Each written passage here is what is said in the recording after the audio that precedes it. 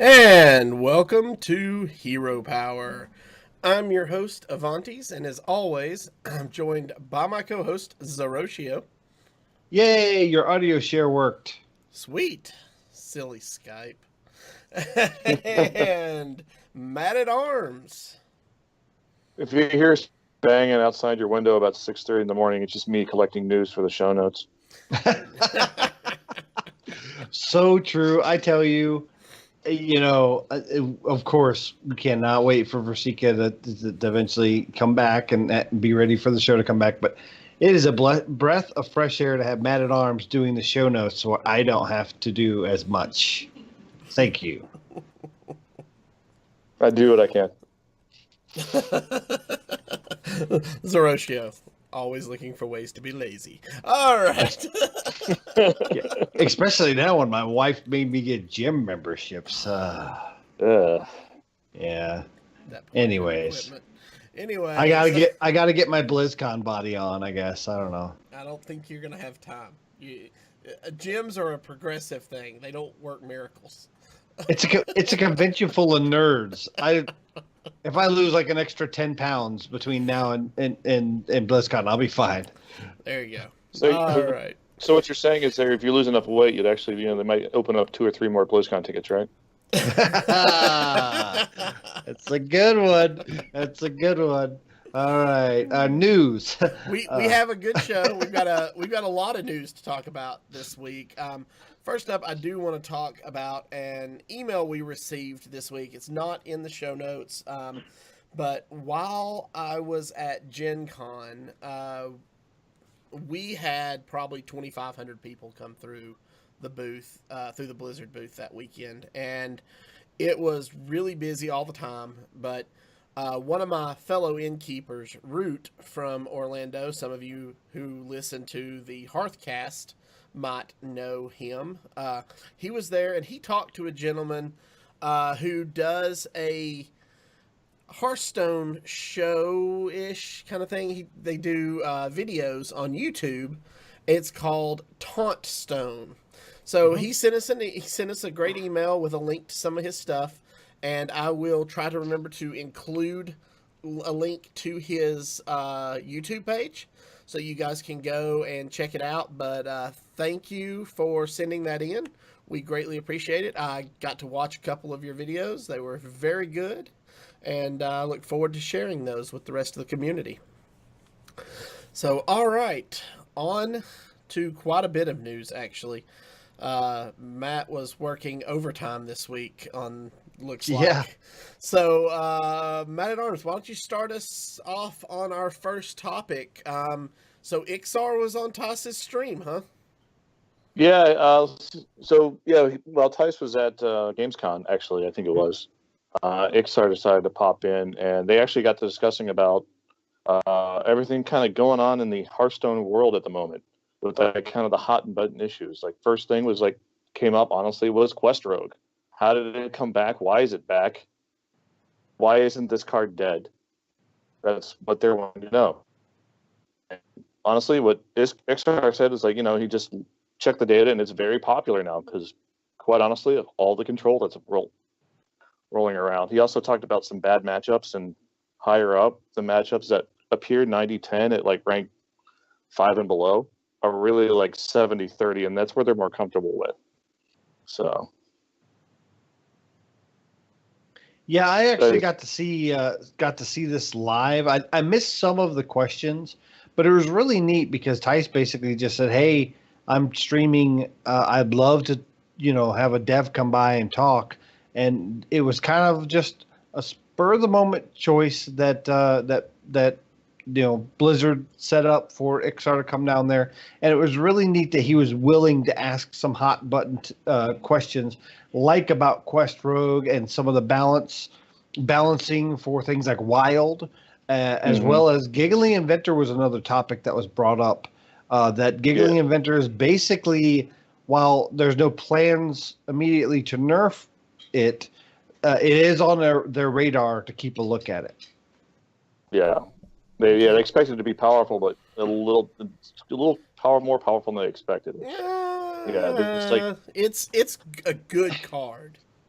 I'll be honest. A lot of people are saying that it's a broken card, needs to be nerfed at least to 6 mana, stuff like that. I don't agree because it's bringing out things like Blood Knight and Mossy Horror as ways to tech against it, and it can be teched against. So to me, it's not broken. It just the player base just hasn't figured it out yet. I think when a card has multiple ways to get rid of it, I don't think that card needs to be nerfed.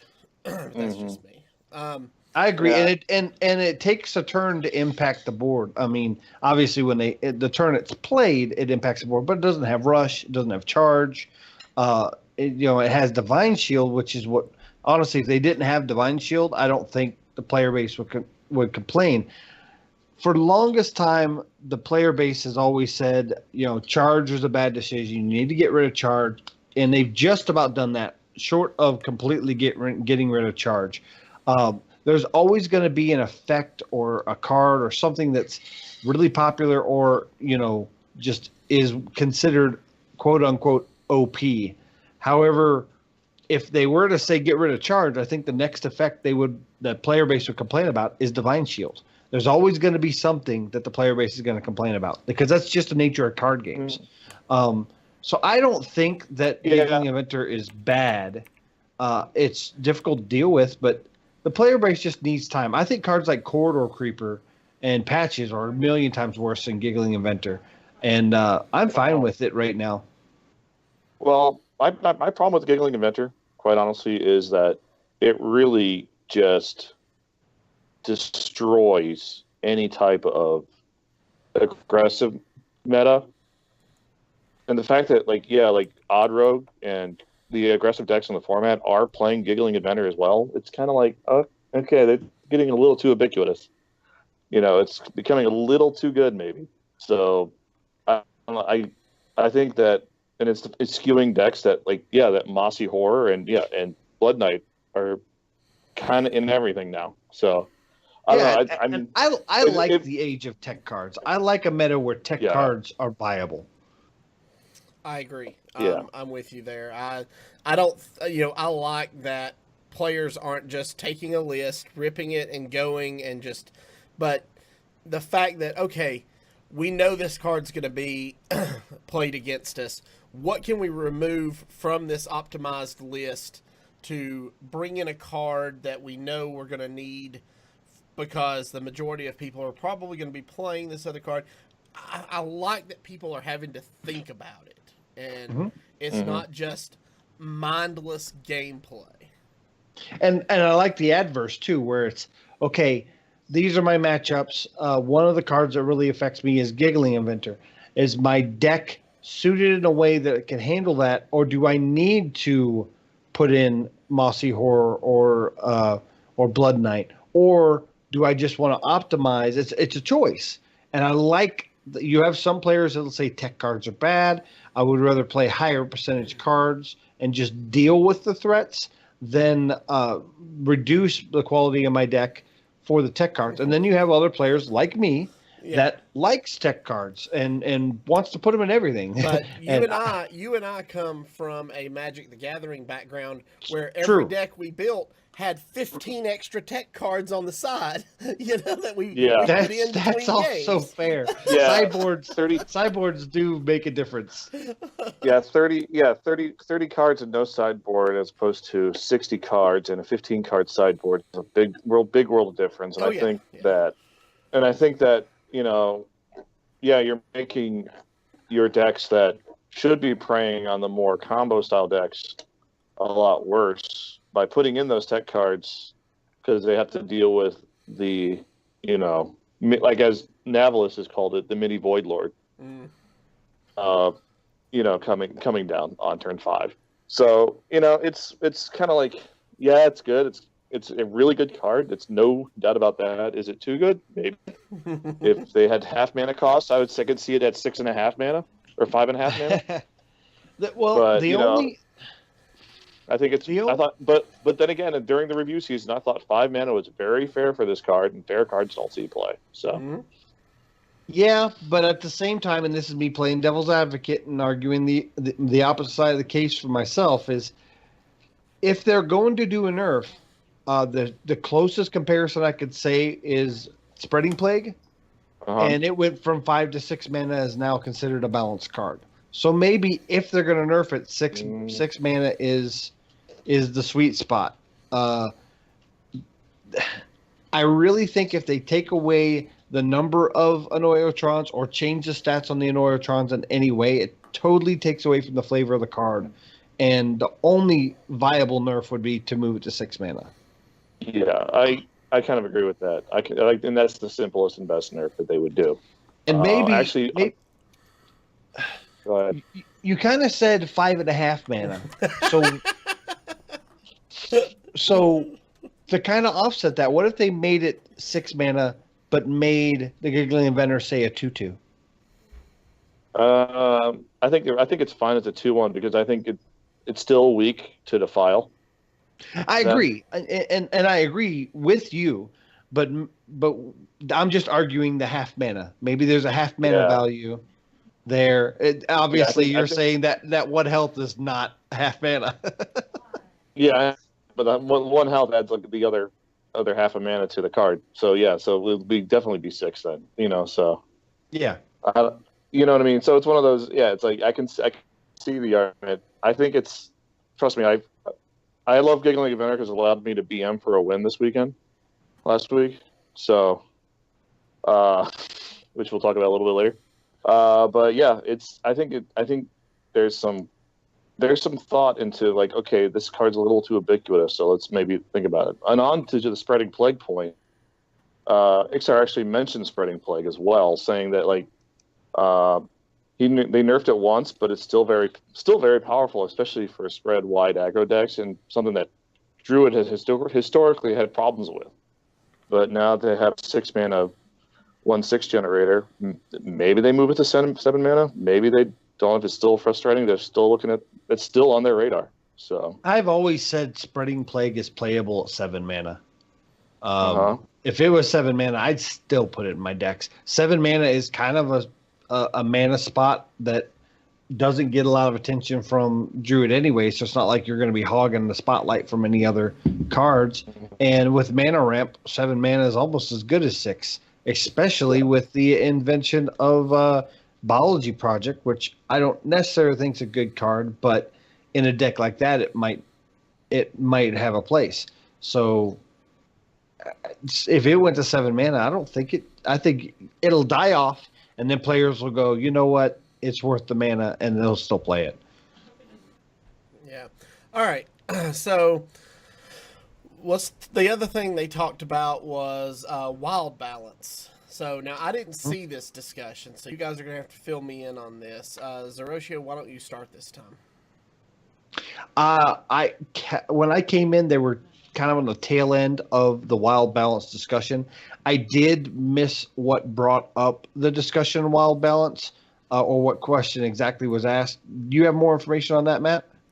Sure, absolutely. The question was really about Juicy Psych Melon, and the fact that combo druids, which are basically any deck that runs Aviana Coon and whatever else you want to do after that, are pretty much the bane of existence in Wild. Literally, a druid can win on turn 5 pretty reasonably if they play Psych Melon on your turn 2, turn 3, if they ramp well enough. Basically, and the biggest culprit of this is Star Aligner Druid, which is we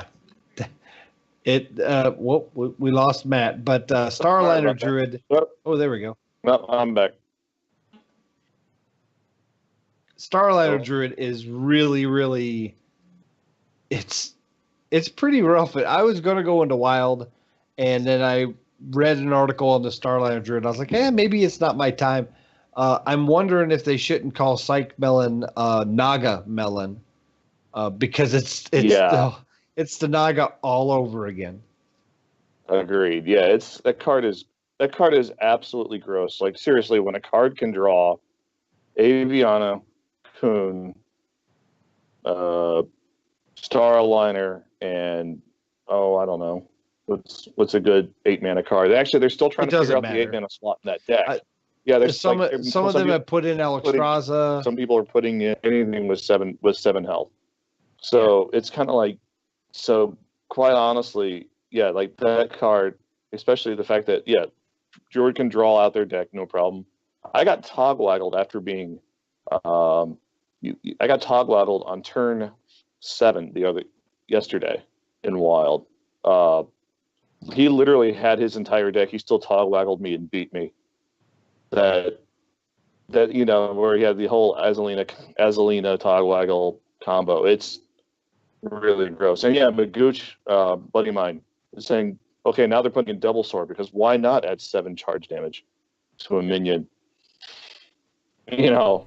So Druid is extremely gross and wild. I think there might be some changes that be made. I have no idea what they would do. And for those players, for players that don't, real quick, for players that don't play a lot of Wild, can you go into what the Starliner combo is? Sure. So Starliner combo, and basically is like every other combo Druid in Wild, where it's turn 9 or 10, you play Aviana, you play Coon to refresh your mana crystals, you play something with 7 health for 1 mana, then you play Brand for 1 mana, then you play Starliner doing 7 damage to the board twice, you play your second Starliner doing 7 damage to the board twice, you Brewmaster it with either one of the bounce effects, and then you play it again for another 7 damage. If they're not dead. So by that time you're dead. Yeah, by that time you're usually dead unless you're a mage and running Ice Block. Yeah, the combo that I know of it is a full 28 points of damage, and that's just that's without any extra bouncing like a Zola the Gorgon or anything like that. Yeah, it's complete. Well, there's also another one that runs the Naga Sea Witch. Ooh, literally, or not the Naga Sea Witch. The Sea Witch, the 9/7 9 mana does 4 card. That's one of the older lists. That does 8 damage to face every time it's hit. So it's the deck is Druid is just gross and wild, and if you're not playing Aviana Coon, you're doing it wrong. So. Well, Druid is gross all the time, everywhere. That's just the way it is. That's why we play Druid Stone. But So another thing that they talked about in Iksars' little preemptive interview is the card design process. Thijs asked a very good question on what is kind of the cycle for developing these new cards. And he asks, are you working on sets 2 years, 3 years, 4 years in advance? What is it? And he broke it down. The initial design currently is on the set for August of 2019, which would be set 15. The final design is on the April, which is the set before it, of 2014, which means that of 2019.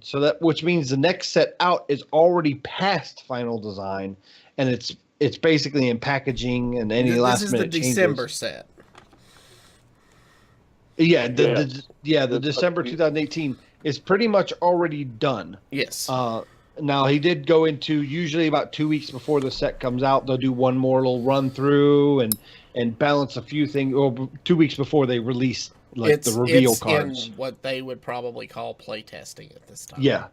But what he says is really neat is in final design, they do nothing but pretty much just play those cards, and they do it in a client that has 4 times the speed of the Hearthstone. So all the animations go 4 times as fast. And that's just so they can use Shutterwalk with the new cards. Yeah, but that's to me that's really interesting because that tells me that what it is that so they can get as many games in as possible and not worry about animation times and things like that.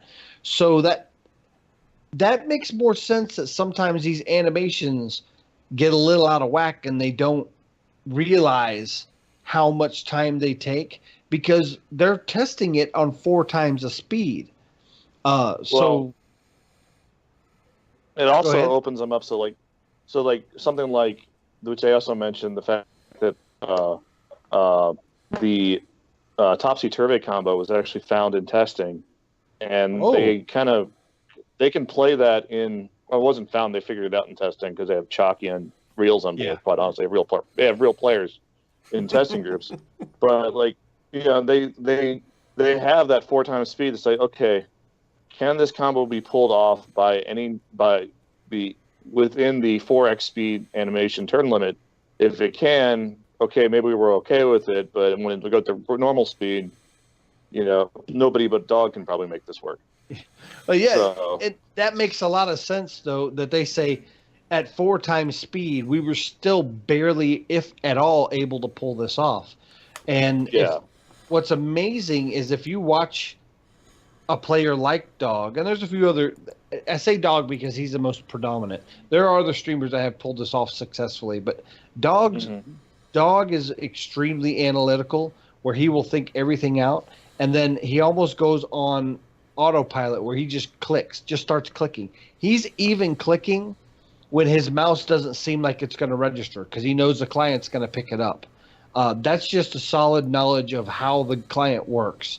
And some of those plays he made were literally blind because he doesn't know if the animation's caught up and everything.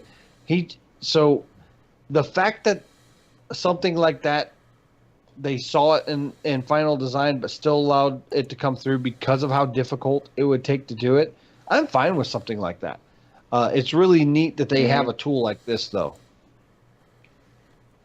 Yes, it is, and it's good to know that this stuff goes through rigorous testing before it goes out. But so original card design, we kind of touched on that just briefly, right? Or did you want to talk about that in depth anymore? Like originally, like Krangor used to be a 1-3 until they nerfed it down to a 1-2 because it was almost apparently too good at a 1-2. Solarium was they actually previewed this in another thing where Solarium used to, instead of draw 3, discard what you don't play. Now before it was swap the attack and mana cost of a minion. All the minions in your hand. So you could have gross things like 0 mana 4 for summoning portals or Warlock. You can have a 3 mana 6/6 Glinda, and then you can just kind of you can go down that thread and just kind of barf in your soup a little bit. Yeah, that's it's important to test that's why the card was switched to what it was. Yeah, it's important to test those things and go through those iterations to decide what's going to be the best design for the game. So all right, our next topic tonight is on HS replay stats and percentages of cards used from rank 4 to legend currently in the meta. So what they did was they broke down the expansions and the sets into percentages so that we could get an idea of what sets are seeing more play and what sets are seeing less play. So I'll run down the list and then I'll let you guys kind of discuss whether or not you feel like this could be a problem. So Classic set is seeing 21.9% of play in the current rank 4 to legend meta. The Basic set is seeing 15.4% play. So those are your two core sets that never change, never rotate. Then your expansions, you've got Kobolds and Catacombs coming in at 19.9% of total play from rank 4 to legend in the meta, followed by the new expansion Boomsday at 13.3%. Then you've got Ungoro at 12.8%, Knights of the Frozen Throne at 8.8%, and Witchwood is only seeing a meager 7.9% of play. Now,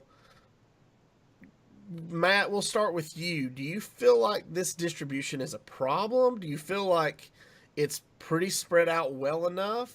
What are your thoughts? Personally, I think the classic set number is a bit high to me. Like 22% of the cards in the meta are classic cards. That's a lot. And I know that probably Druid and Rogue are responsible for a majority of that.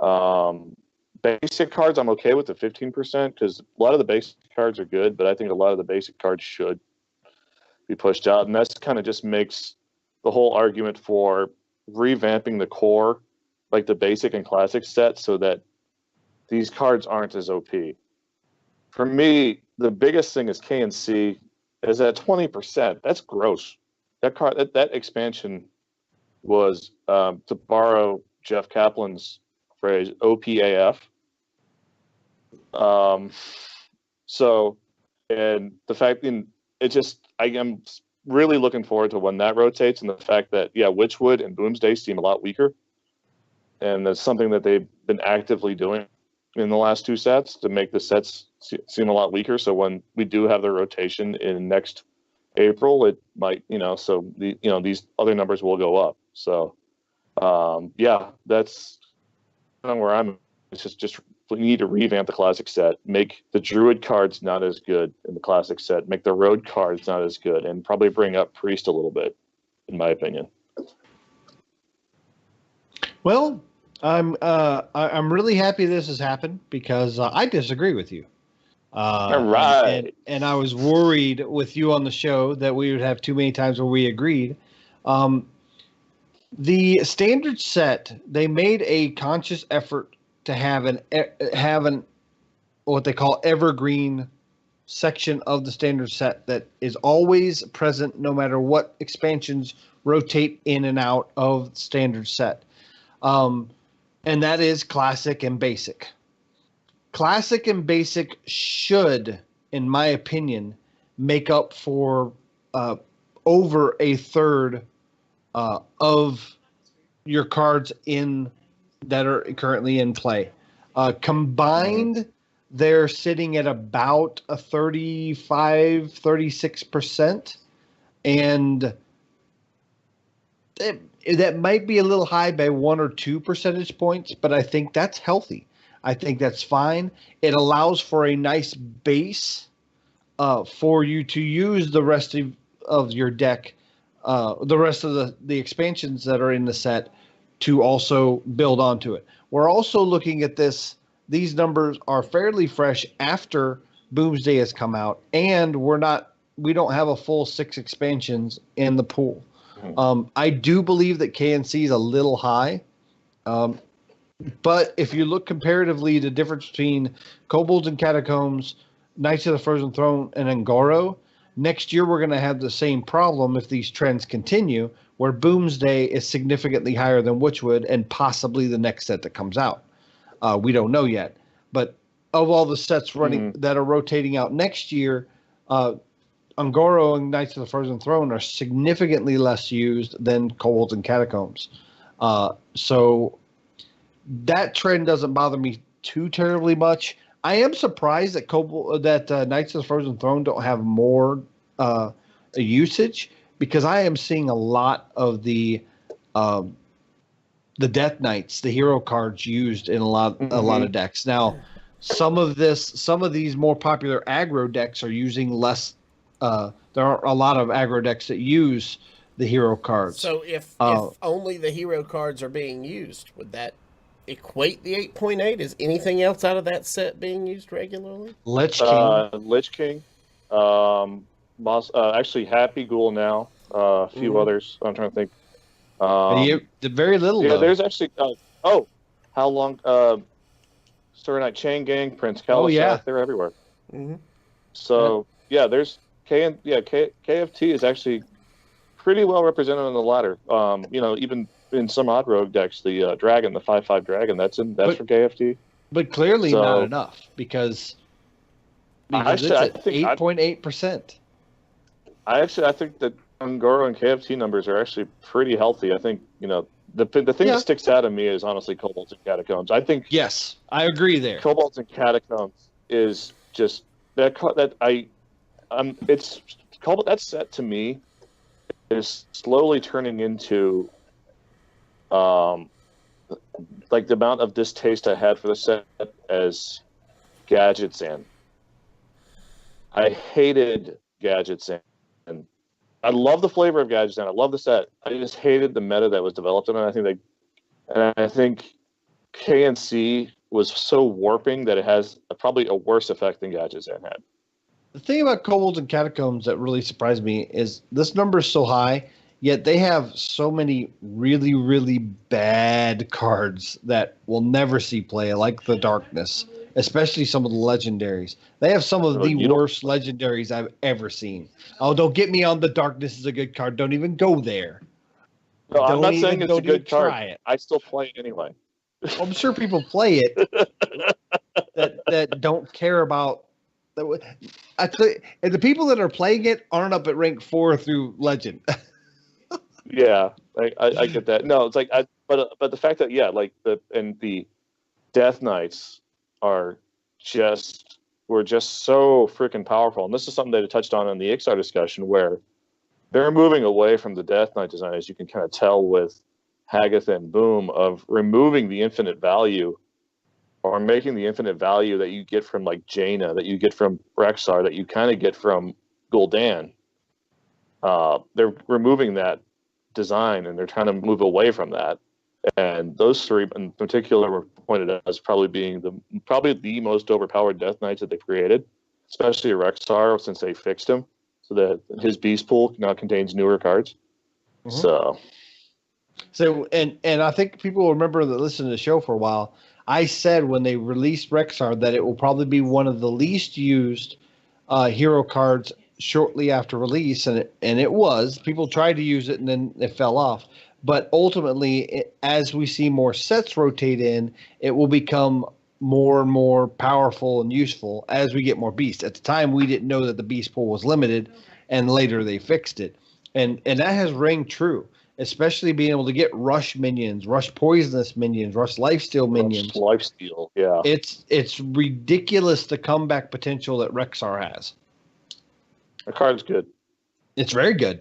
And it goes in just about every Hunter deck. No, it goes in every Hunter deck. Like literally, like you could literally make a good Hunter deck, kind of make a good Hunter deck right now by putting in DK Rexxar and doing autofill from there. Yeah. So we've got a question from Magooch in chat. He says, do you think the rotating hero power is enough to power down the hero boom?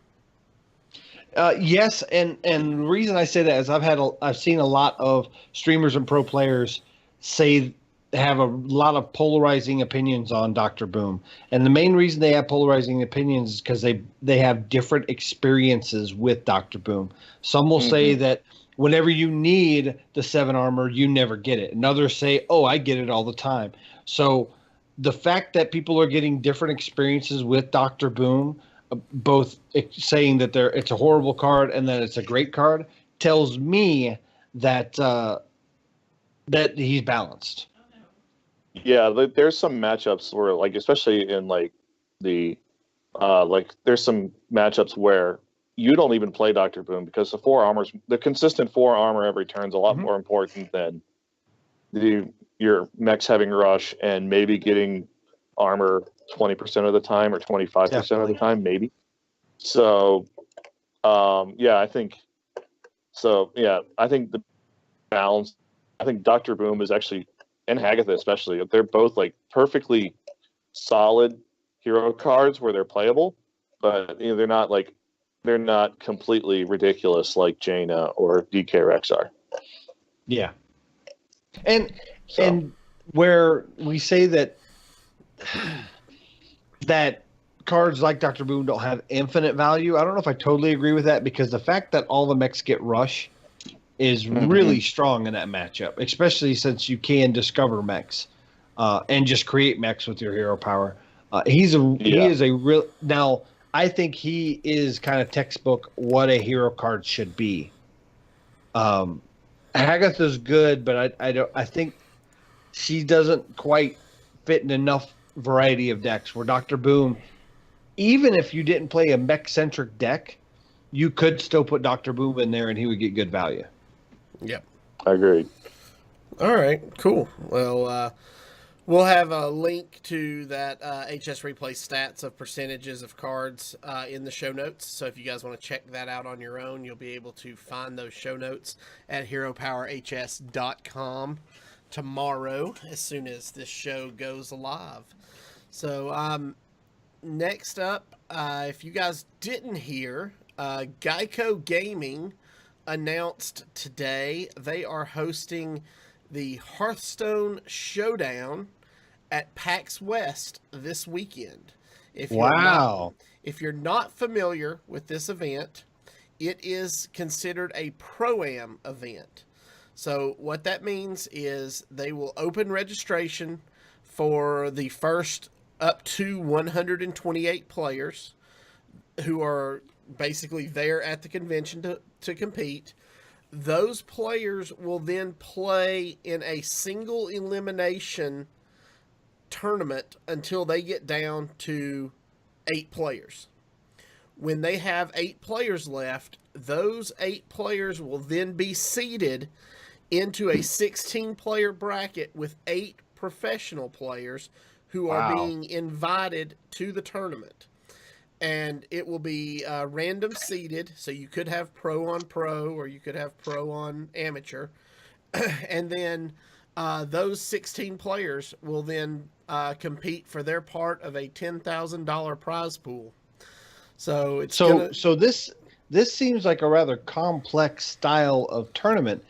I bet it'd be a lot of work to admin and work an event like that.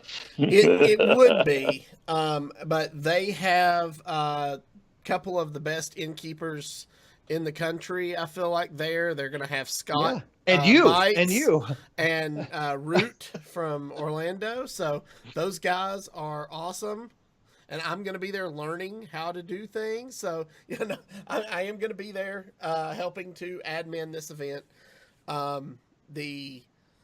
It's an interesting format. And I say that because I've never done a format like this. The 128 bracket will be bring 4 decks, ban 2, win 2 out of 3. Wow. That's interesting. Is it a round robin ban or the reason for this is because going into the round of 16 against the pros, it's going to be best 3 out of 5 with a single ban. Okay. So they go ahead and submit all their decks, even if they don't make it to the final 16. But the single elimination part for the 128 will be double ban. So it's an interesting kind of wrench in the machine to see how that will play out. So. Well, I do like to joke and pick on Avanti, but we're extremely proud that he was selected by PAX East because of his credentials and working other conventions and doing innkeeper and tournament work in the past. He's going to represent our community here out of Knoxville, Tennessee, and show what kind of hard work that he does for us because we don't want to do it ourselves. And we're really proud he's going to be out there. Now, I heard some other notable names out there. They're going to have a casting team of Nostrum. Well, let's not talk about that just yet. I don't know what all's been announced, but they have announced 4. Cora's going to be there. They have announced 4 of the invited players. Okay. I know they did announce Cora's going to be out there because it was on her Twitter. Yes, Cora did announce today. They actually announced Cora on their Geico Gaming Twitter today. Yeah. And they also announced 4 of the pro players that will be competing. You'll have Hot Meowth. You'll have Ray C. You'll have Terrence Miller. And then you'll have Steve Florentino. Also, you might know him as Yo It's Flow. Correct. And Yo It's Flow, he won the last one. Is that correct? He won PAX East. PAX East, yes. Yes. So, funny story about that. I will tell you all next week. I can't talk about it just yet, I don't think. So I have a very funny story about that. So tune in next week post PAX, and I will lay that on you. So speaking of tournaments, we've got a few community leagues that use a tournament format that we've been lucky enough as a podcast to be part of one of them in the past, and that's the United Hearthstone League. Versika has been in the league for 2 seasons now, and they are starting up the 3rd season. Mm-hmm. Now, Versika is taking a little bit of a break, but they went ahead and announced the 16 players in the 2 conferences. They did that Tuesday evening, and they did it by a live stream and a random draw where they alternated between male and female, so there's an even distribution of women and men in each conference. And both champions, Ridiculous Hat from season 1 and Red Knight from season 2, just happened to be put in opposite conferences. Ooh. So that's going to make things a little spicy, that if we see a rematch, it wouldn't happen until the championship. And nice. If for more information on that, you can go to unitedhearthstoneleague.com. And myself, I will be taking the Hero Power slot and hoping to do the show proud like Versika did. And I am representing the United Conference. As it says over your shoulder. Yes, right here. Spoiler. With a few notable names, I'll be in the same conference with Red Knight. I'm also in there with Pear and Steffi and Dragon Rider DK, just to name a few players. And it's going to be a very good league. I honestly think the United Conference has the most even stacked level of players in it. There's nobody that's obvious top dog or obvious bottom in that league, in that conference. And I believe they're going to be starting. They're doing another announcement next week for the staff and the casters. So make sure you follow the United Hearthstone. I think it's United HS League on Twitch, and Mike Lowe will be announcing that information. And the league is planned to start second week. Exact date's not given yet, but he did say it's going to be second week in September. Yep, that's right. So I think I think didn't they announce the official date?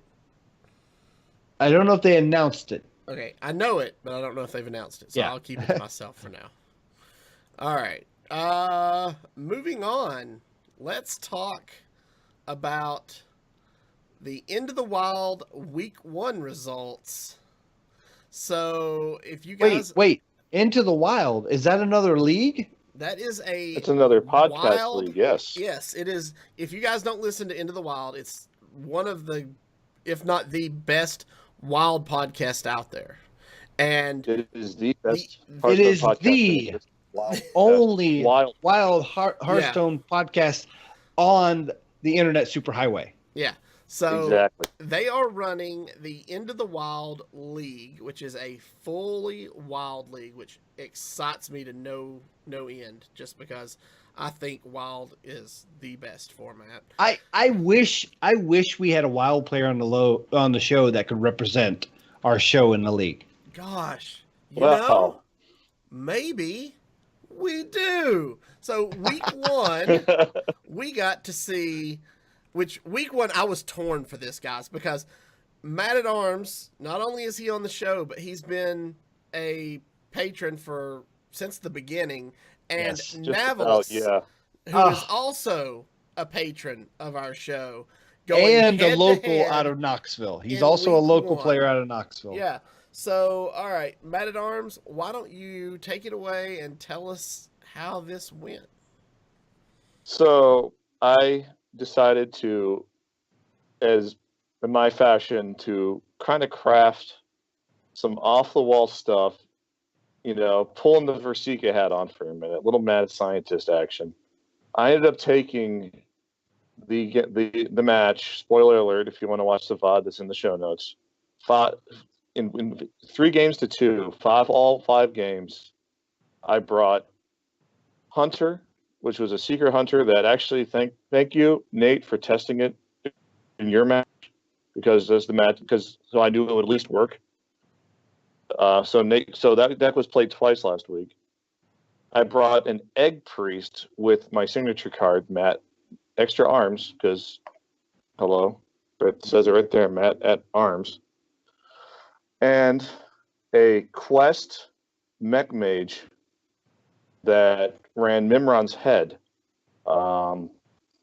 So if you want to see I'm not gonna, but if you, I have to say the ending probably was the greatest single moment of BM I've ever done. Oh my gosh. Where I played the quest with minions on board to set up for lethal.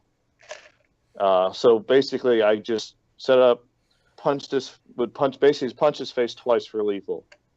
I drew, as soon as on the second turn of the quest, I drew Mimron's head, and I had Giggling Inventor on the board, and another Mac. Nice. So instead of going face for lethal, I decided to clear off his board and pray to whatever deity determines Hearthstone draws that he didn't either have a Hex or a Devolve in his hand, and was able to pull off the win with Voltron. It was absolutely fun and absolutely amazing, and thank you, Navel, for not conceding. That's all I got to say. Yeah, and Inked in chat pointed out that both Matt at Arms and Navelus are teammates on the Hero Power Rangers. Yes, and in other news on that, THL Sylvanas Season 7 and Ragnar Season 10 has started. This is the first week. I will be playing my Sylvanas match on the Team Hearth League Twitch stream on Saturday evening at 9 p.m. for Salty Saturday. And the Hero Power Rangers are back, and we plan to make a run for playoffs again. I'm really excited. Yep. All right. So in other news, the EU regional playoffs are happening this weekend. So we will actually have a link in the show notes to the Google Drive that lists all the decks that the players are bringing. And Edge_SKL did a great archetype breakdown on a spreadsheet and of what players are bringing what decks. Then, he's got the archetype broken down. He's got, how many of the decks have Giggling Inventor, Mossy Horror, Blood Knot, all these tech cards we've been talking about. And then he's got stats. So 94% of players are bringing Druid. And wow. Then 77% of players are bringing Rogue. Those are your top two decks. So, if you love numbers and you love seeing the behind the scenes of Hearthstone, this is a great read. So now, just glancing at this, you mentioned the Druid and the Rogue numbers, but Warlock's also 72%. And then the next one down is Hunter at 59%. And then the next class drops all the way down to 39% from Shaman. So you're going to see a heavy... We talked about this kind of behind closed doors for the Hero Power Rangers for Sylvanas League this week. Druid, Hunter, Rogue, and Warlock are the four main classes in tournament formats right now. And this is we've been blessed that a lot of tournaments since Boomsday, and even some during Witchwood, have kind of had a rather spread out meta. We haven't really had any classes that are almost non-existent. We don't have just one or two classes that are dominating. The fact that we have four that have this much domination over the player pool, but there still is a representation. Even the lowest is 3%, which is almost no representation. But this is a healthy tournament meta, and we're only halfway through the year. So to me, this tournament here, depending on how it performs and how these decks perform, will dictate the rest of the season, the rest of the year for the tournament meta, in my opinion. And I'm excited to see what happens from this. Yeah, I think the druid number is a tad high, but Well, yeah. but then again, if you're not bringing druid, I think you're doing it wrong. There you go. Yeah. Druid's So- strong, and Druid's hard to counter right now. And that's the reason why it's so strong. It just doesn't have a lot of things that clearly counter it. Right. So, yeah, so we'll have links to both of those in our show notes, again, at heropowerhs.com. All right, so this week's Tavern Brawl is the Double Death Rattle Battler. This is a standard format Tavern Brawl. Death is not quite the end, because minions with Death Rattle now rattle twice. And this is not... Some of you may be seeing this for the first time, because we've not seen this brawl since the week of December 7th, 2016. So Yeah. almost 2 years since we've seen this Tavern Brawl. And Of course, it's been almost that long since significant death rattles rattle, have been yeah. in the meta. So, I mean, Yeah. it wasn't until this year that we saw death rattles really become effective. At the end of last year, Kobolds and Catacombs, it kind of highlighted battle cries, but with Witchwood as well as Boomsday, death rattles have become really predominant and powerful. which wood were you talking about? Witchwood. No. Which wood? That would. That would.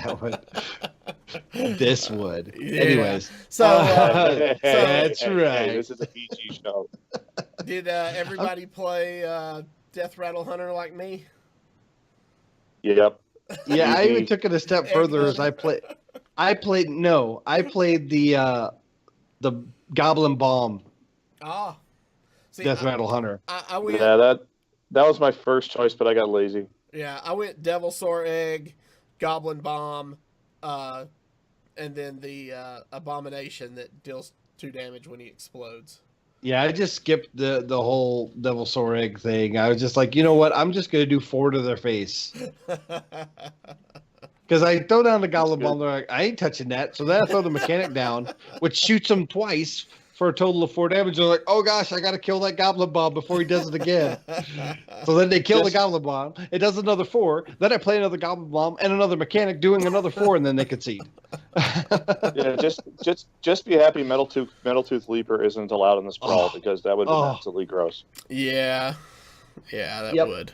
So, all right. Well, that brings us to this week's deck list, which was brought to us by Matt at Arms, I believe.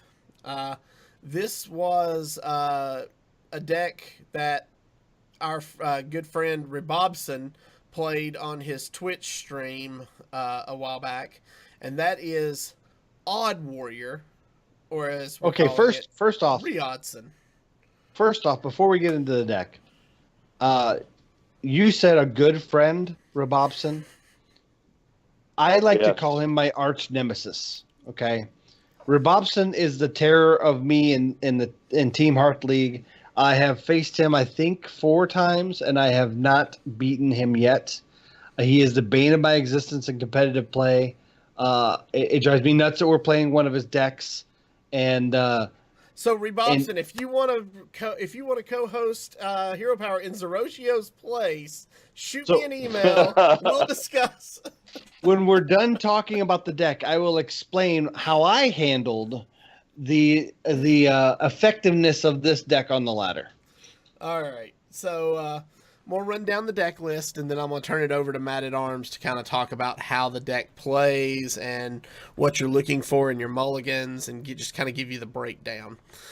So the deck list is 2 Omega Assembly, 2 Shield Slam, 1 Gluttonous Ooze, 2 Ironbeak Owl, 1 Mind Control Tech, 2 Reckless Flurry, 2 Shield Block, 2 Stonehill Defender, 1 Zola the Gorgon, 1 Big Game Hunter, 2 Brawl, 1 Direhorn Hatchling, 2 Dinomatic, 1 Elise the Trailblazer, 2 Giggling Inventor, 2 Super Collider, 1 Ziliax.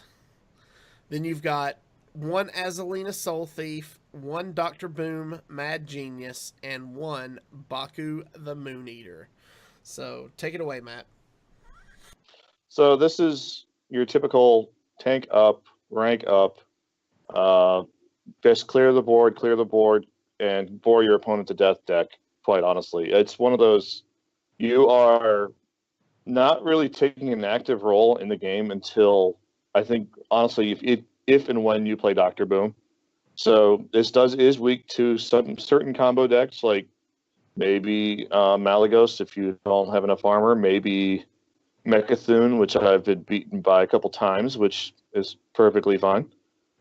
But yeah, it's there's a kind of deck, and I think Rebobson goes into it really well in his Twitch stream. If you just want to watch the beginning of it, he kind of gives like a kind of a base, what the base kind of core set is, and like it's about 25 cards, and kind of like his ideas of tech, and you can kind of build around it, which I have on my own, where I've built a rush version of this, which is a lot of fun for me. But you are basically doing your best to try to manage your resources, clear the board, and try to just out fatigue your opponent, which a lot of times you can do. Okay, cool. Zeroshio, you were talking about a counter experience for this deck. Yes, so this deck I realized was becoming extremely popular on the ladder, mainly because it does really well against aggro-centric decks. Basically, you just tank up repeatedly. Their initial damage the first few turns do nothing because they can't do as much damage as you're even gaining armor. If they can, it's only by a point or two. By the time they've basically trying to rush down enough minions to offset your armor gain, then at that point, you just clear the board, they're out of tools, and you win. Because of that tactic and the fact that either people were playing heavy aggro or they were playing this style of deck where in our community, Rebobson made very popular, and I joke about him, but he is extremely savvy deck builder, and he's really knowledgeable about the meta. I decided to play Taunt Druid, and I went 15-2 versus Warrior. Most of them were very similar build to this, and overall I went on 67% and ended up getting Legend yesterday with Taunt Druid. So if you're seeing this deck a lot on the ladder, as well as quite a bit of aggro, and you're not seeing things like Mage or Shaman, which counters Taunt Druid. Taunt Druid is a great counter for that style of meta. It worked for me. Okay. All right, cool. Well, I have not had a chance to play this deck yet, so I am excited to see it in action, see how it plays. So with all of that said, I guess it's time to move on this week. So if you are joining us on Twitch or YouTube, please stay tuned as we are fixing to play this deck live. If you are listening via the audio podcast, we'd like to thank you for joining us. Remember, you can follow us on Twitter at HeroPower_cast. You can find all of our past episodes on YouTube at youtube.com/ECMMOgamers or on our website at HeroPowerHS.com. If you enjoy the show and you'd like to help support and improve it, you can do so by joining our Patreon at patreon.com/HeroPower. And we'll see you all again next week. And don't forget to use your hero power. All right, gentlemen. So who did we decide was driving? I think I am driving this week again. Okay. Just wanted to make sure. My client is acting up. Yeah. There's two cards in here that really shocked the heck out of me when I was playing this deck initially. Actually, my record with this deck from last few days was 15, 1-1 with any version of Odd Warrior. 1-1. Wow. Something like that. Yeah, I did have one draw with a Druid. That was interesting. But yeah, brought me from like rank 5-ish, mid-rank 5, all the way to rank 3, 4 stars. So let me know when you're ready to go. I'll queue in. Go ahead. Queue up. All right. Spinning. I have one pack to open after gameplay tonight. That is my Tavern Brawl pack. Oh, so I expect Inked in chat to hold me to that and not let me forget. All right. So we're up against a mage. You need an invite, or you got me? Fighting the spectate boss. I should be getting you here shortly. All right. So I drew Reckless Flurry, Giggling Inventor, Super Collider, and Fat Patches. So what are you looking for? What are you looking for in your mulligans? I'm against a mage, so I kind of want to get some armor gain right away. I'm considering keeping the Super Collider, just because it's kind of ridiculous against their boards. So I'm going to hold that, and actually I'm going to keep giggling. Do I want to keep giggling? Well, you're on the coin, so yeah. Versus mage too. I don't know. I have never heard of Baku mage, called Fat Patches. So mage is interesting mulligan, because either if it's tempo mage, you do really well. If it's control mage, it's pretty much GG. And control mage has been popular because the taunt druid has gotten back in the meta because Odd Warrior is back in the meta. Correct. So the fact that he's pinging my face and not doing anything kind of makes me worried. Yeah, this is control mage. Okay, so I have seen the Tar Creeper on 3, and there is a slightly different variation. It's like an elemental hand mage. It's not quite control mage. So you might be better here, because that deck doesn't always run Jaina. All right. The only consideration I might have right now is mind control tech, just dropping it for tempo for board presence. But right now, I think I'm just better off just tanking up and passing. I think you're right. I'm not worried about the Tar Creeper doing much damage to me either. So I do know that. Go ahead. I do know that Mage has been running Giggling Inventor to kind of counter the aggro. So it may be worth keeping the mind control tech, but instead using the ooze if you're going to have to just tempo something out. Yeah. So I'm at nine cards. I have to play something. I'm thinking the ooze here, because if in fact he's just pinged my face for 4 turns. I don't hate that. 4 turns. So yeah, just get something out of my hand.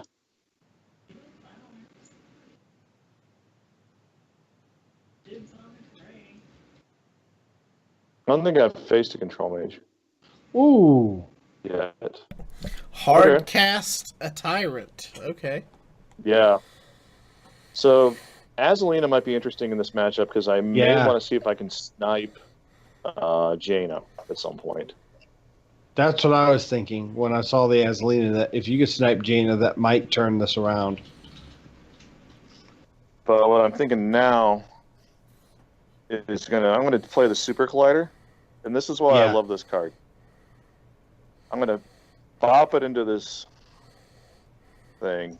It's gonna kill that, and I'm just gonna clear it off with the use. Yep. Super Collider is so strong. When I first saw the initial build on this, it was only one Super Collider, but shortly after, Rebobson put 2 in his and said that it's an OP card, and now I'm seeing 2 all through the meta right now. Yeah, that card is absolutely disgusting. It's so good. So I'm thinking I'm just tanking up again. Maybe drop the mind control tech. Yeah, I don't hate the mind control tech here. Yeah, because I'm getting kind of full, and Geist, if he runs Geist kind of wrecks me with the shield slams right now, and the Omega Assemblies. The Omega Assemblies are a lot of refill. If he's running Geist, it's definitely a control build.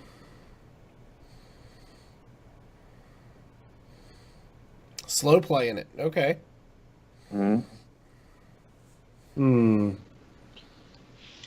Do we think that we'll have room for a Mega Assembly on 10 even?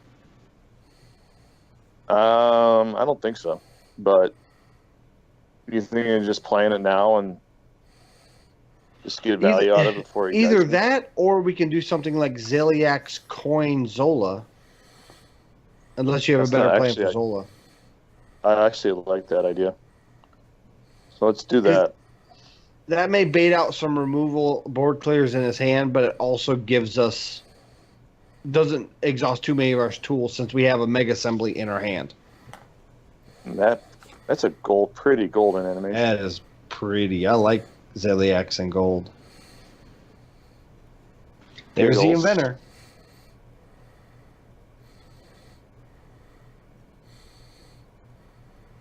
So I'm thinking. Well, the collider on one of the taunts will be good. Yeah, we'll start. I'm thinking just Direhone tank, but then again, I'm trying to play around. I like that. I like mind that. Controls it. Then again, I'm playing mind control tech too a little bit, so that's what I have to worry about. Yeah. He doesn't really. He isn't going to steal. The only thing he steals that's great is the hatchling. It's the Ziliax and the Ziliax isn't even that great for him to steal. True. We missed our chance. Oh well. It would have been too early to even think about that anyways. Yeah. So I think we just shield slam that. Well, do we run the minions in first? We just run both our one. Yeah, we'll both run our one attacks in. Yeah. I think we run our 2 1 healths and then our face. I think I want to shield slam because I don't want to be frozen next to me. Well, you don't have a weapon. What would that matter? Good point.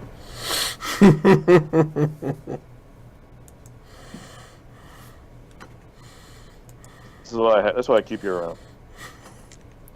I mean, I would agree if we had an extra charge on it, but it was the last charge. He has a decent idea every once a week, but that's so the rush build I run also runs a gore howling, which is pretty sweet. Polymorph is not. All right. I don't hate that he had to use that there. Ooh, we can clear this with Dynomatic. I'm thinking, or just double Ziliax, or just put Ziliax on Ziliax. That's good, and he doesn't get any health that way. Not that it matters. He's at 29. Yeah. So we could Ziliax there, run in, and then we could just, if we don't think he's gonna put much out, we could just Dynomatic. Mega Assembly. That'll fill our hand. Whatever we get. If we get something. There, that's good. The Coppertail. Coppertail's good. The risk with that was we had to get something that was 4 mana or less. I mean, it's likely it would happen, but I think our chances are pretty good there. But yeah, I agree. Okay, there's some removal. Finally. Chain gang.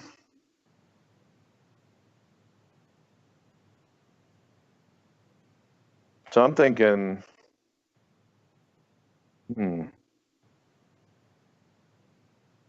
The security rover wouldn't be terrible here. It wouldn't be, but it doesn't have rush, and it's really bad without rush. That's true, but he'll use a removal out of his hand, or he gives us taunts. Shield block is kind of worthless in this matchup because he's not going to draw, and we shouldn't draw. It's true. I mean, we could Dynomatic and shield slam whatever's left over because it's going to be at 1, and I don't want him to ping it off and make a water elemental. Yeah, that's true.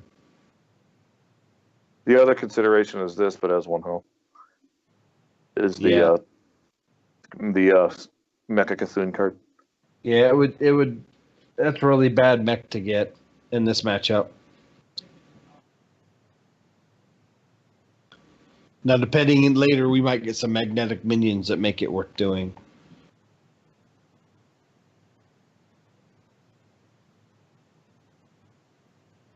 Yeah, that's gross. Yep. This is a tough matchup. I'm thinking, do we just brawl here? Do we? No, I think we hit. We yet. hit what? Well, if we hit one of them, and then use the spring rocket to take the other shield off, and then brawl. Okay. Let's do that. That gets the spring rocket out of our hand, and possibly it won't show up on the board. Let's hope it doesn't. Yeah. And see, now we could have Mega Assembly again if we wanted to. What are we at? 7? Good outcome. Might as well get it out of our hand before he guesses. Because I know That's what I'm guys. thinking. In breaking news, Geico Gaming just announced the next pro to appear at PAX West this weekend. That would be Mr. Brian Kibler of Brian Kibler Gaming. Wait, Nice. playing, not casting? Do I read that correctly? That is correct. He will be playing as one of the 8 invited pros.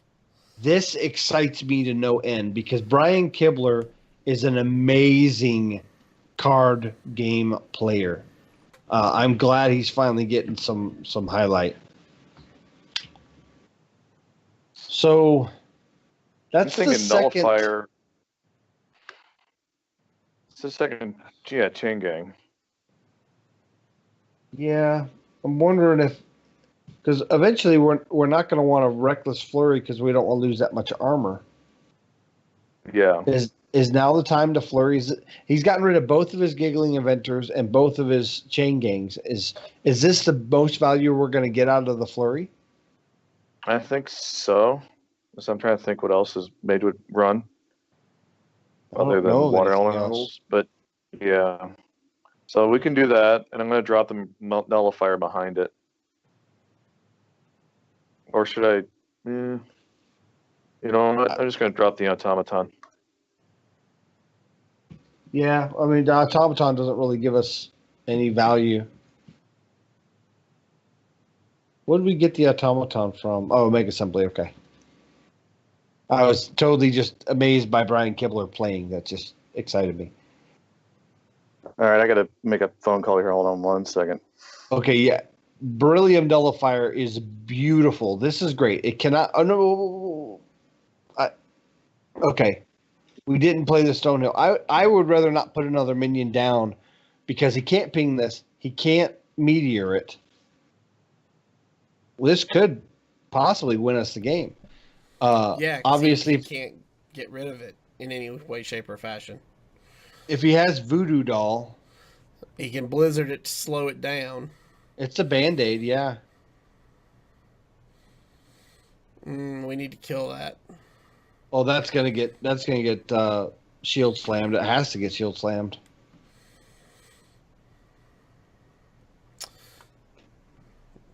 If he gets I back like before, shield. Before, He should get back. Yeah, there he is.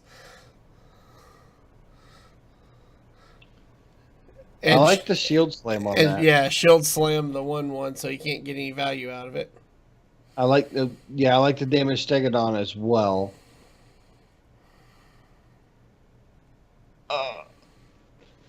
So, sorry, my office basically is empty, and somebody just called, and I didn't hear the phone number.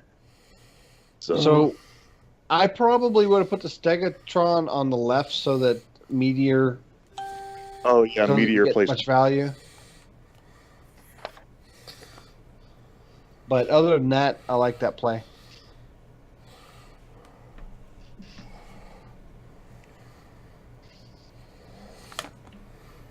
Yeah, Meteor on the Stegatron plus a ping on the Defender would be his play if he had the Meteor. We could put him on not having the Meteor. And we're getting to a point that we may end up not having a lot of value out of these cards in our hand and need to Azalina. Yeah. We almost need Boom in this kind of... Yeah, we really could use Boom. Flamestruck. Now, I don't like this play because Right. now we could just trade that into the. He shouldn't have pinged that. into the one. He should not have pinged that 5-2. That That actually thinking helped us. we just drop security rover and tank? Yeah, he's kind of on a clock now that he used both artificers. Yeah. We could just keep going to face for 7. I think he's probably going to Dragon's Furious. Like, giggling, I don't think I play because he's just going to ping it off. Yeah, you don't want to play Giggling. I mean, the only way I play Giggling is Giggling into Brawl. Yeah, there's a Dragon's Fury. But that's going to give us a 2-3 with taunt. Yeah.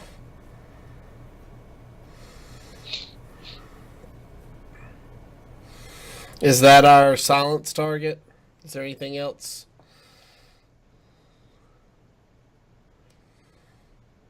I think it's our silence target because I can't think of anything else. Yeah. But it gives him a that's- ping target's the problem with the silence. Yeah, that's what I was true. thinking. So we just Baku I'm here thinking and just yeah, Just I think we fat- play Baku. Fat Fat patches. Patches. I don't get the reference, but I love the name. It's the patches that you don't. It's the patches you don't want to draw him, and he's a 9-mana 7/8. Fat patches. Oh my god.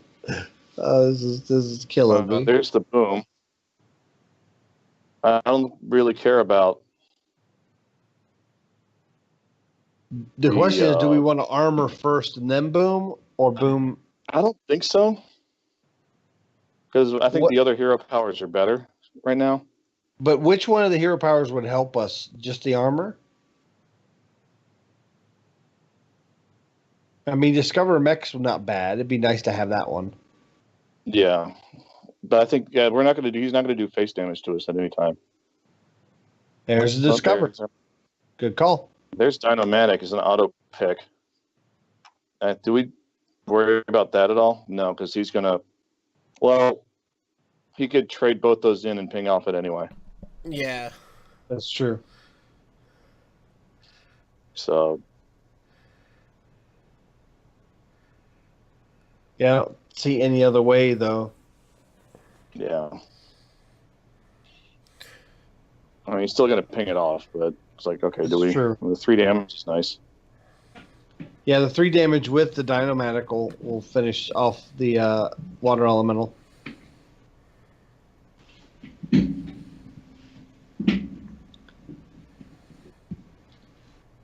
All right, this is why we play at least in this deck, so we can get back on the board for fatigue. But I think it's still Dynomatic. I agree. And I'm going to ping that off. And just hope to stay on the board. This is... And 1 damage each. Okay. Fat patches in your opening hand all the time. Bagooch. So he ping our face? Yeah, he hung our... So that tells he me did our he face. I probably think has... it's the Elise Well, and Hero Power. okay. I Well, no. don't see any other... Yeah. Here's my concern with this play. Is the reason he didn't ping it could be because he has Flame Strike, and that opens up Flame Strike yeah. ping with Elise. True. Yeah, he's used And I think one that's flame the play. strike, so. Nope. It's Or Meteor ping. It's Meteor ping. Yeah. Yeah. Fine.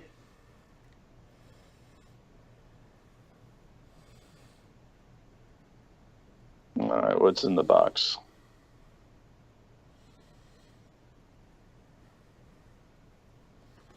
So we can shoot it when he finally lets us have our turn. Mm-hmm.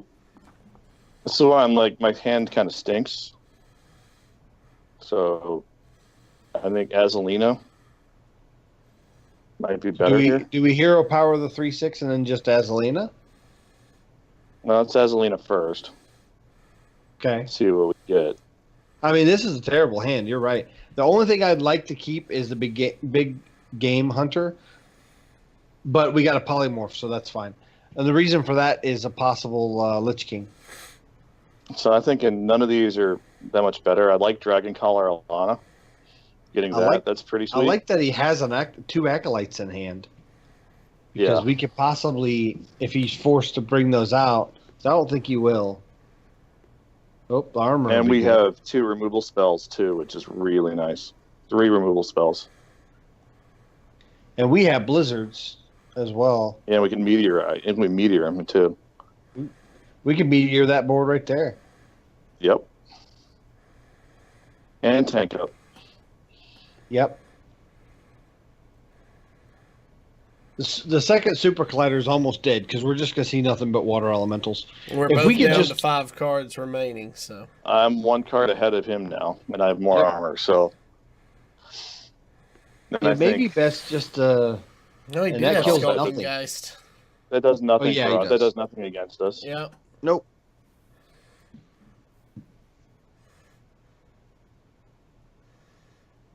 All Do right, let's we see have what we any get out of spells to activate Azalina? No, we don't, do we? Do we take the bulldozer No, we had the here? brawl. We had the. Yeah, but we can't play it yet. Well, we know So he that's has a fine. polymorph. Yeah. So I'm thinking Bulldozer is probably our best bet. Because Yeah, I our hero power agree. sucks next turn. Polymorph And then polymorph that. that and kind of like we can't Problem do much of anything else. Polymorph is he makes Maybe another a gluttonous 3/6. ooze.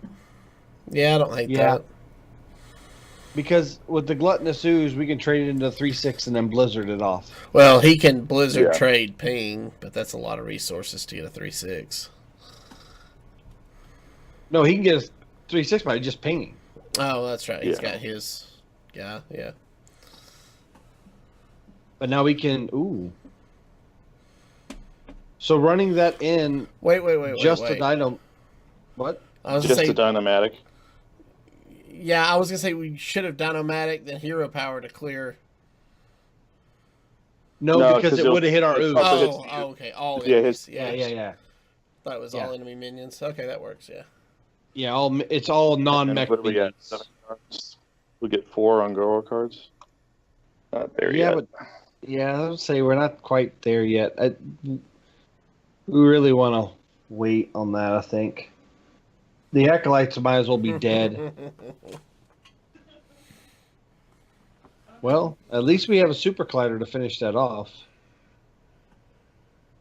True. That's what I was. Yeah, I was thinking that might be our best bet. Yeah. I'm not playing giggling.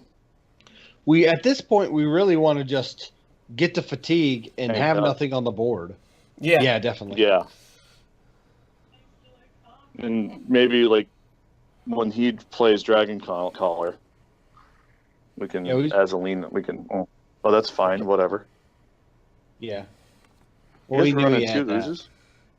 Or wait, Bulldozer.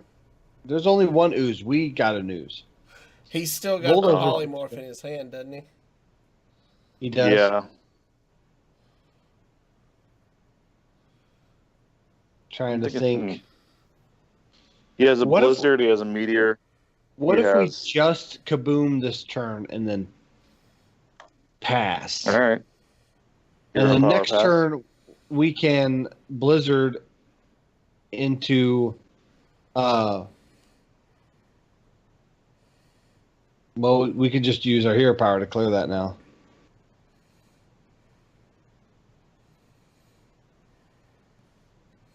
And my last card's an Iron Beak Owl, so Yeah. that's going to be sit in my hand forever.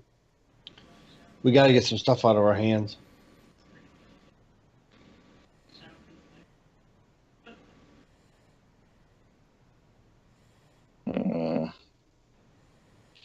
I don't want to. Do we blizzard this board?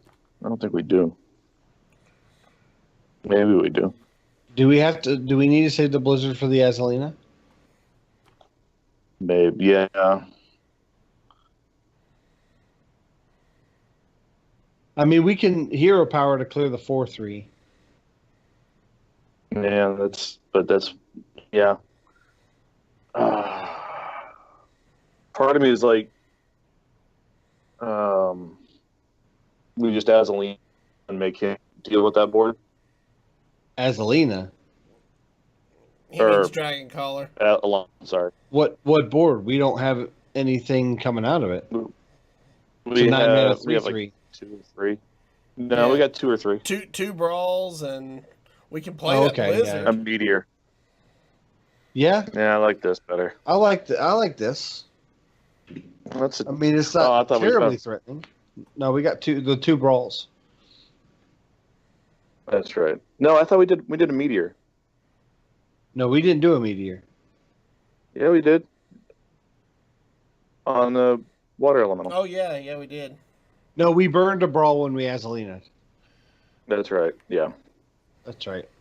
So he's gonna run a 4-3 and ping.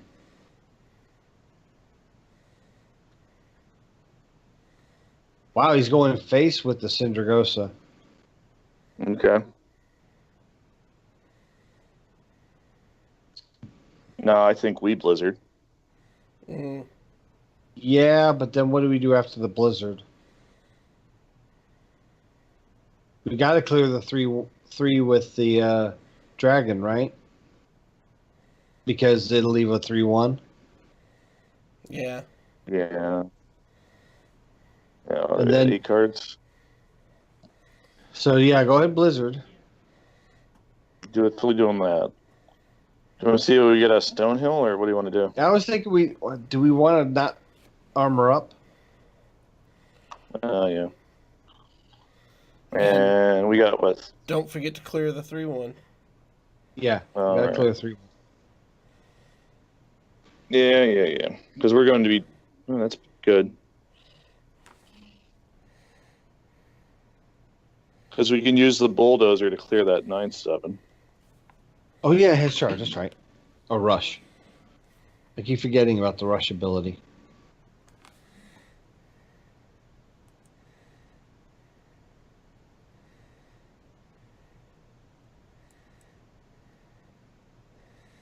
That's a smart ping.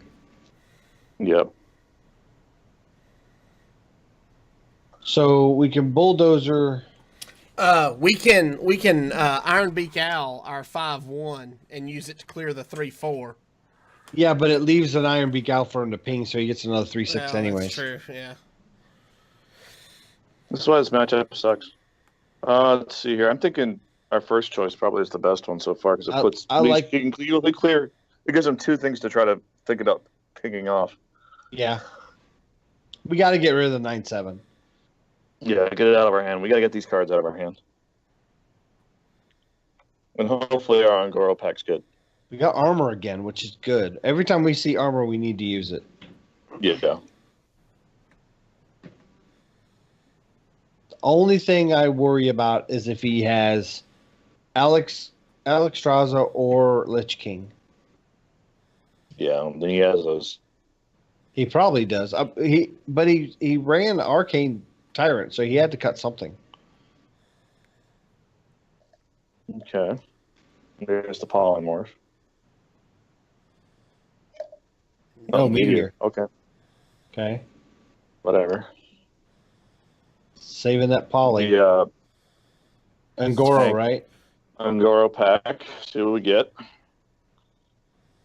Garbage. Absolute garbage. Oh. That's probably horrible. the one. That was probably the worst Angoro pack I have ever had. Yeah. That Like is literally, just- there's nothing good in this hand. So Like No. that's bad. Stone Heel, Nesting rock maybe. Hydrologist, Nesting Rock. Nah, I'd Yeah. rather get the armor. We need the armor. The Sleepy thinking- Dragon. That. Oh, okay. No, I'm thinking Yeah, Lord of the like Arena. the 6/5. It challenges the water elementals. I don't want to play cornered sentry. Yeah. Hydrologist to see what we get, if anything. Nah, redemption. Ifer and I will get Double us sack, damage. probably. Yeah, but Ifer and I could have possibly gotten us just even 1 point of damage to help us with fatigue. True. I mean, it seems silly, but Well, no, it's actually probably was the best play there. I mean, it kind of does But the same also- thing here.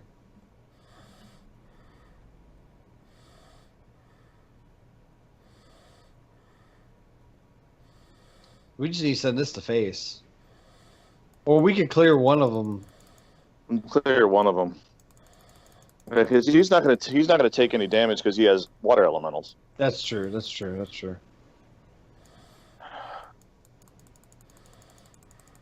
So, oh yeah, that only does damage to the opponent. Well, wait. Before you do that, you go ahead and run that in. Is now the time to play Corner Sentry since we'll kill all the Raptors? Oh, good idea. I've had 2 of them tonight.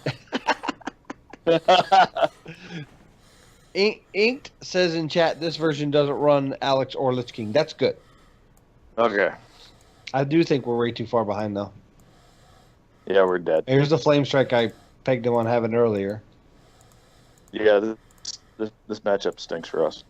Literally, it's just bad.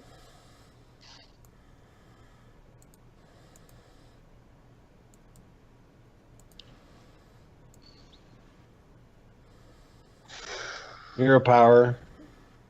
Yeah, Nesting Rock. Oh, let's see what we get. Dynamatic. That might clear one. Dynamatic may do something. We can charge it in, too. Yeah. We wanted to kill the 3-1. Good. And that one. Yep. Oh, it leaves him something to ping, though. Yeah, I'm just at this point, it's like... Do anything. Nice.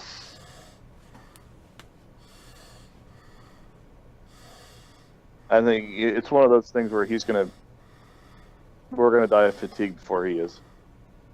At any point, quite honestly. Yeah.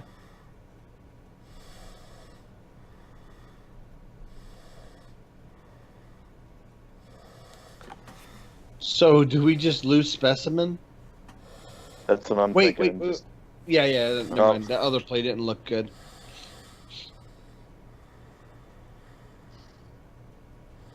I'm like, heal you up anyway. Yeah.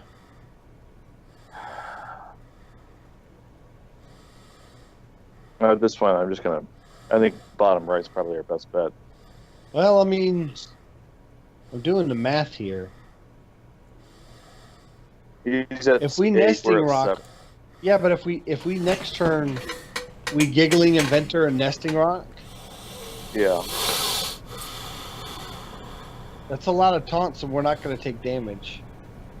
True. We'll take no We'll because take 7. We're dead. we'll take 7, then we'll take 8. So yeah, we will be dead. Yeah. Yeah, So I'm just gonna. Instead of waste 2 more turns. yeah. See, we misplayed. We didn't threaten this. We played. Welcome to Sharma. It's good to see you.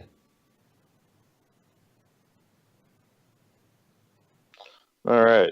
So go right back in, see if we get something that's not so terrible as a. Yeah, I'm afraid that the warrior window ended It's closed. towards the end of the day yesterday, because when I was in rank 1, my last couple matches, I stopped seeing warrior about halfway through rank 1, and I saw lots of mages and druid.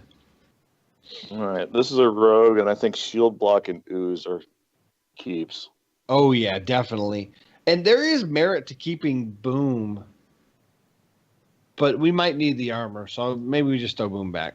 Yeah, the armor or something. Stonehill's really good. Stonehill is good. Got heavy on the 3-drops though. Yeah. This This is okay, not he's odd. not- Is it quest? I think this might be quest. If it's I'm quest, pretty I sure think we're this dead. is quest. Yep. This is quest. Oh, All right, two bad matchups in a row. 2 really bad matchups in a row. But, Quest is winnable. It's not favored, but it's,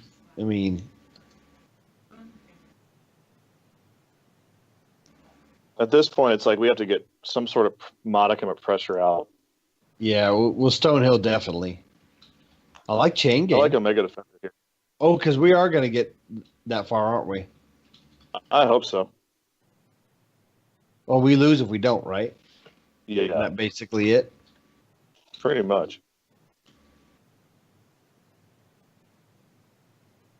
Glacial Shards for days. Okay, now that I don't agree with. Okay, he's bouncing it again. Never mind. Yeah, that was a good play. Yeah, if he wasn't going to bounce it again, I would have thought that was not smart. Well, thinking shield block, maybe shield block, because he doesn't have a weapon up. Or do we just play the Omega Defender because it's a 2/6? I don't hate the Omega Defender here. It challenges the board. It's probably going to get frozen. Yeah.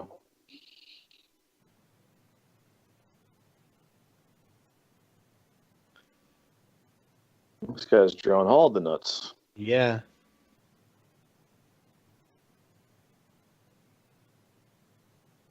Coin Mimic Pod. Okay. We could steal the quest reward if we really wanted to. Yeah, but how do we activate? Oh, the quest reward. He'll be smart enough not to. He'll do it all in one turn, wouldn't he? You'd think. So here's my question: do we clear the Novice Engineer because he hasn't gotten any more copies of it, and it cuts down his draw? I think so. That's possible. Over the 3/1 because the damage is important. Yeah. That way we know he's not going to get another Novice. Yeah, I like Elise. Yeah, I definitely like Elise.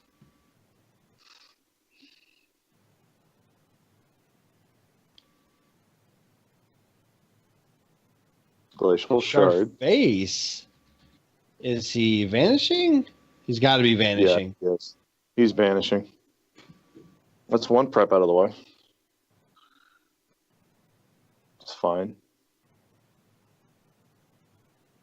So he's definitely going to activate next turn. He's going to activate next turn. He has enough mana to play it immediately too. Yeah, so I'm thinking, do we just... No, he doesn't. Oh, yeah, he does. Yeah. Yeah, right. I think we just Elise again, don't we? I think so. I don't know if he will play it immediately. If he doesn't, we're stealing it. Yeah, I think you're right there.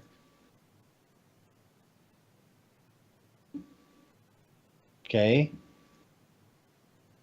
Because he doesn't want to just leave a 4/4 on the board with something we can clear it, right? You think? Yeah.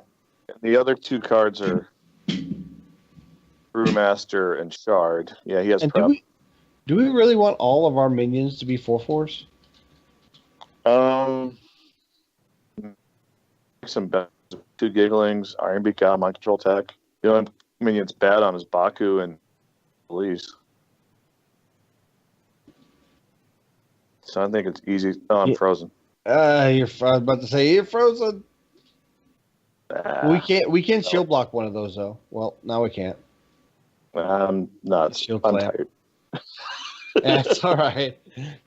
I mean, it's not getting the 4 armor is just as good as clearing one of them. So I mean, it's really 6/1 half to the other, and this may bait into a good brawl turn. Yeah, if he drops Giggling, I'm brawling 100%. He still has a Brewmaster in hand too. Yeah.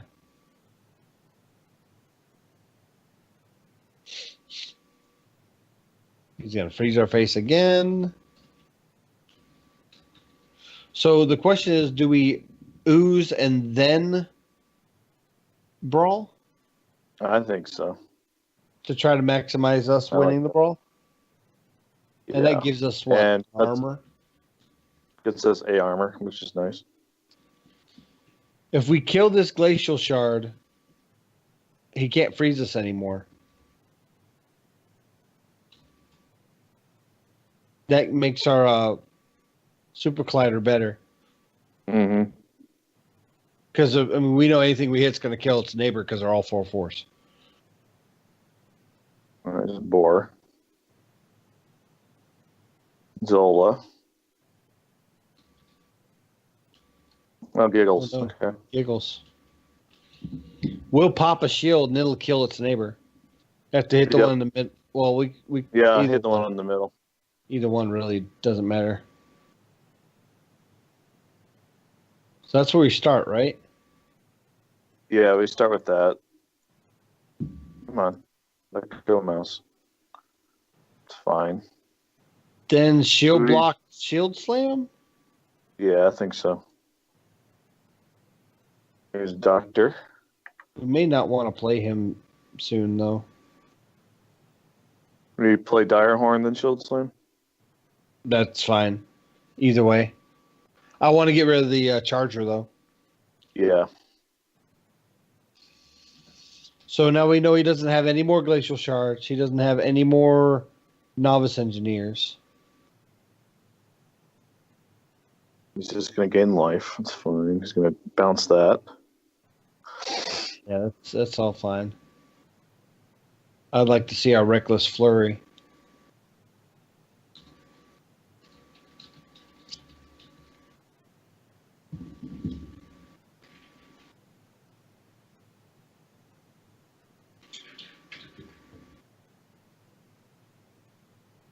We can play Omega Defender this turn, too. We can. But, I mean, it's only a 12/6. Yeah. We boom. What? Tank up and boom. The boom makes me nervous. Well, Zilliax. I think actually Shield Block. Zilliax into the 4/3 might be good.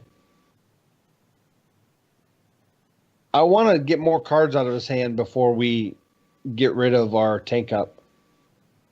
Yeah. Al does nothing. Yeah. We just have to. I mean, our hero power negates one attack. Yeah. And that's we're good to healing for remember. 3. Yeah.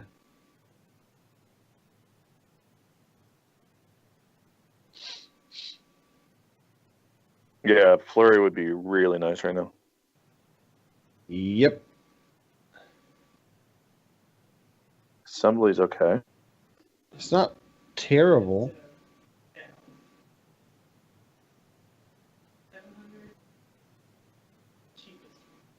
There's Dynamatic, even better. So do we hit the 4/4 first to clear the 4/1? The 4/1?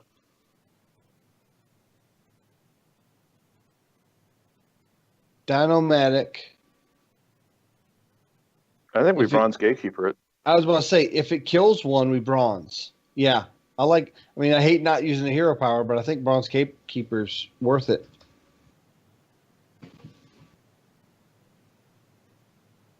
Was a deckhand in his hand. I think the far left. Oh, no, I was. Scalehide. Wow, that's a lot of resources. Oh, he attacked with his face. No, what mistakes were made? He ran the lifesteal minion in first instead of attacking with his face first to recoup the health. Oh yeah, okay. Well, there's a shield slam, but is it important to do that now? Does he have a way to get Zola back to his hand? We would hate it. Yeah, he has a Shadow Step. I don't want him to have Zola. He's out of bounce effects except for he has one Shadow Step. One Shadow. Yeah, I think we should shield. I think we just be safe and shield slam that. I think you're right. Armor up first. No armor. I need a beer. I'm here for you, bro. And then now, do we Omega Defender? I like it. We could even Stonehill right, fine. Just to get value. Because now, if you Sentries, I think we only have one pick here. Yeah, don't grab corner sentry. No, I can get it with the piloted Reaper. Oh, yeah, okay. Instead of giving him the 4/4s. Okay. That's actually pretty good. I didn't think about that. So we have a target for silence. Yep. Silence that. Pilot a Reaper and go face. Whoa. We have to, silence. Reckless Flurry. Then are we safe enough just to piloted Reaper? Nope. Okay. No, I think I like tanking up and. I think we won this. I think so too. He's got the resources. And the trick was just keeping our tank up ability. I mean, it's tempting to get Dr. Boom to get more utilities, but you're negating one attack every single turn with your hero power. So I know we normally play best 2 out of 3, but it's late. It's late. Yeah. So we're gonna be content with 1-1 on this day. I'm happy with it. I'm happy. I beat a quest rogue. I'm happy. Yeah, exactly. Beat a quest rogue. So I don't know if you guys have heard, but I am flying out to Seattle tomorrow, and I still have to pack. So. and you have to edit the show because we're slave drivers, and I have to do that too. So. Yeah, long night ahead of me. So. I should have let you borrow one of my suitcases. I didn't think about it until the other day. All right, I'm good. I've got bags. So all right. I have away travel luggage. Oh dear God! They don't sponsor us yet. Come on. No. But Zeroshio should reach out as a customer and see. It should.